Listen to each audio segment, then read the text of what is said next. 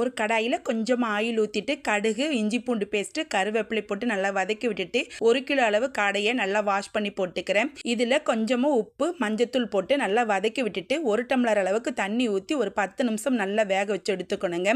ஸ்டவ்வை மீடியம் ஃப்ளேம்லேயே வச்சு நல்லா ஒரு 10 நிமிஷம் வேக வச்சு எடுத்தால் தான் காடை நல்லா வெந்திருக்கும். இப்போ 10 நிமிஷம் கழிச்சதுக்கப்புறம் எடுத்து பார்க்கலாம்.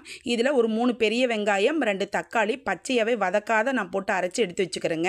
இப்போ காடை நல்லா வெந்துருச்சுங்க. இந்த டைமில் 2 டேபிள் ஸ்பூன் அளவுக்கு மல்லித்தூள், 2 டேபிள் ஸ்பூன் அளவுக்கு சிக்கன் மசாலா, கொஞ்சமாக மிளகாய்த்தூள், கரம் மசாலா இதெல்லாம் போட்டு நல்லா வதக்கி விட்டுட்டு அரைச்சி வச்ச மசாலாவும் ஊற்றிட்டு தண்ணி ஊற்றி உங்களுக்கு குழம்புக்கு தகுந்தபடி நீங்கள் தண்ணி ஊற்றி ஒரு 10 நிமிஷம் மட்டும் கொதிக்க விட்டு இறக்கி வச்சுட்டிங்கன்னா ரொம்பவும் டேஸ்டான காடை கிரேவி ரெடி ஆகிடுச்சிங்க. உங்களுக்கு குழம்பு மாதிரி வேணும்னா இன்னும் கொஞ்சம் தண்ணி ஊற்றி நீங்கள் கொதிக்க வச்சுக்கலாம். நான் இன்னைக்கு கிரேவி மாதிரி செஞ்சுட்டேன். இறக்குறப்ப கொஞ்சமாக மல்லித்தலை தூவி இறக்கிட்டிங்கன்னா ரொம்பவும் டேஸ்டான காடை கிரேவி ரெடி ஆகிடுச்சிங்க. இந்த வீடியோ உங்களுக்கு பிடிச்சுன்னு லைக் பண்ணுங்க. நம்ம சேனல் ஃபார் ஸ்பெஷல் கிச்சனை சப்ஸ்கிரைப் பண்ணி வச்சுக்கோங்க. தேங்க்யூ.